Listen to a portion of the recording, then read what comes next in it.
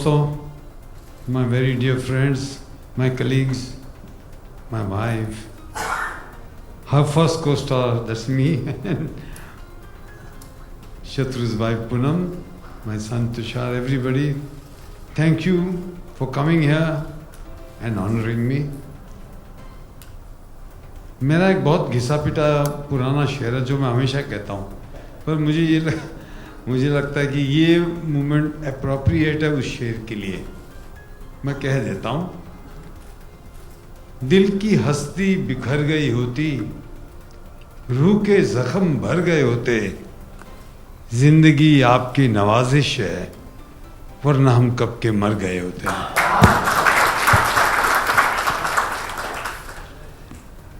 इन्होंने कहा कि मैंने 200 से ज़्यादा फिल्में की हैं।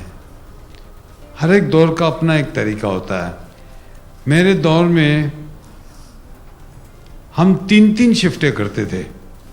सुबह 7 से लेके 2 बजे तक होती है, पर हम 12:30 बजे 1 बजे निकल जाते थे। 1 से शाम के 5 बजे तक दूसरी शिफ्ट और 5 से लेके 10-11 बजे तक तीसरी शिफ्ट। ये सिलसिला बहुत सारे एक्टर करते थे और हमें बड़ी सिक्योरिटी फील होती थी। शायद maybe our background was like that. I am from a very middle class background, तो मेरी सिक्योरिटी इसी में थी कि मुझे जब काम मिला तो काम का इतना भूखा था कि कुछ छोड़ने को दिल ही नहीं करता था। उस ज़माने में 30-30, 40-40 फिल्में साइन करते थे। पिक्चर कब ख़त्म होने वाली है ये कभी मालूम नहीं होता था, जो हो गई हो गई। पर जब कभी कभी ऐसा होता था कि सुबह 7 से 1 बजे तक शूटिंग की और शाम दोपहर को 2 बजे से 5-6 बजे तक की। तीसरी शिफ्ट में कुछ आया नहीं या कुछ कैंसिल हो गई तो इनसिक्योरिटी आ जाती थी, ये तीसरी शिफ्ट कैसे गायब हो गई।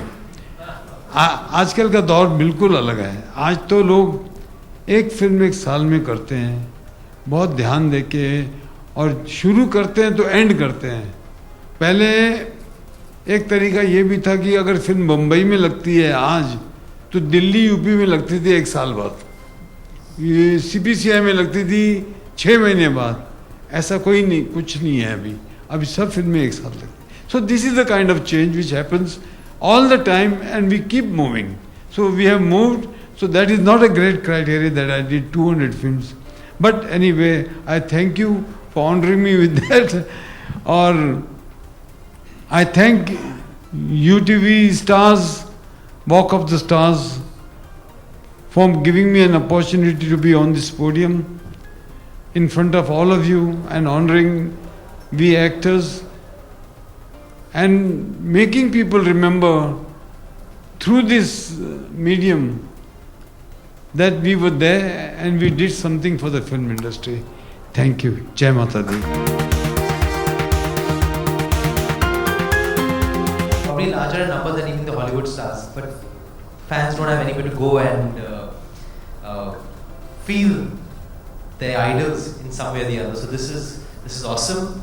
And very, very happy to see Dad's friends here also. I think not just him, I think his friendships are legendary. I don't think anybody in the industry, especially in the field of acting, no hero has had such good friends like Gudu Uncle, Prem Uncle, and all the other friends. And the same friends for so many years. So I think this is an achievement, and I think the people who are here, even some of his co-stars, Maushmi ji, Poonam ji, they are here.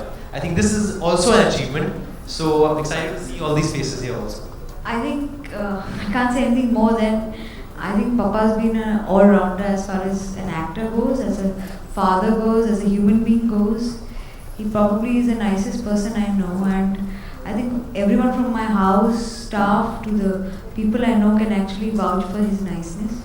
I think it's an honor to be his daughter, and nothing more to say except that everyone he has earned, more than only his films, are here to share, because this is the earning, his friends, his family, his co-stars. यार नैनों में सपना, सपनों में सजनी, सजनी पे दिल लग गया, कि सजनी पे दिल लग गया। कोई अले बेले देखे, हसीनों के मेले देखे, जवानी के रेले देखे, दिल पे हो जो तू छा गया, एवरीबॉडी, जो तू छा गया, अरे नैनों में सपना, सपनों में सजनी, सजनी पे दिल लग गया, कि सजनी पे दिल लग गया. Bestowed on Mr. Jitendra, and he truly deserves this because the immense contribution he has given to this industry for the last 3 or 4 decades, and till today, what he looked in Geet Gaya Patrone, he looks better today. So that's the biggest honor, and I congratulate him and his family and all his friends for this achievement. Thank you. Okay, I would love to say this. I was really proud to be working with Jitu ji. And I must tell you how he discovered me at my friend's wedding, actually B.R. Chopra ji's daughter's wedding. And from there he took me straight to meet the director of Mr. Dhundi, right? Producer Dhundi and Ravikant Nagaich. And he said, you have to come and I want you to meet somebody. And that's how I realized that I was working in Jigri Dost with him. And Mumtaz ji, and I was with the heroine and he was playing a double role in that. And after working one day, while shooting, he tells me, you know something, you should be in Nirmala Niketan, not in films. You remember? हाँ बोला था निर्मला निकेतन में होना चाहिए आपको, फिल्मों में नहीं. Then he told my husband कि she was such a nice girl, I didn't want her to be in films. Actually, that's the truth. She was totally non-filmy. And me and Shatru, you can imagine, totally filmy. She married my best friend that time. सबने सब कुछ कह दिया है. मैं खाली एक ही बात बोलूँगी. जितेंद्र का मतलब है जो इंद्रियों में जीत दिखाता है. He is looking like that only. So you people all know. Number 1 and number 2, thank you UTV जो आपने ये awesome idea शुरू किया है. All the best and thank you everybody who are present here. I think Jitu really deserve this. Thank you. ये हमारी team के opening batsman है वैसे. Friends, ये हर काम प्रेम से करते हैं. ये रेप भी करते हैं तो प्रेम से. I'm very glad today that I am here today with my idol, who has been my inspiration from my young days. And in fact, I would like to narrate you.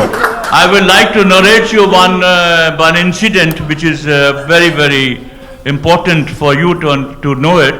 That there was a dramatic competition, used to be dramatic competition in our Simla. So Mr. Jitendra had come as a chief guest there. So he gave me the award for the best actor and he asked me one question only, बेटा बड़े होके क्या बनना चाहते हैं? मैंने कहा साहब मेरी ये तमन्ना है, मेरी ये तमन्ना है कि मैं आप जैसा महान कलाकार बनूं. उतना हैंडसम तो नहीं हो लेकिन आप इतना मशहूर शोहरत हासिल कर सकूं. तो खैर आज मुझे बड़ा फख्र है इस बात का कि मेरे आइडल ने ये इज्जत जो दी है यूटीवी वालों ने, उसके लिए बहुत बहुत आपको मुबारकबाद, बहुत बहुत मुबारकबाद जीतू को. who deserves because he has been a solo hero for the 35 years. Very few people have been there. All the best and God bless you. Thank you. No, but I tell you, जिंदगी में सब कुछ मिलता है, अच्छे दोस्त मिलना बहुत मुश्किल है.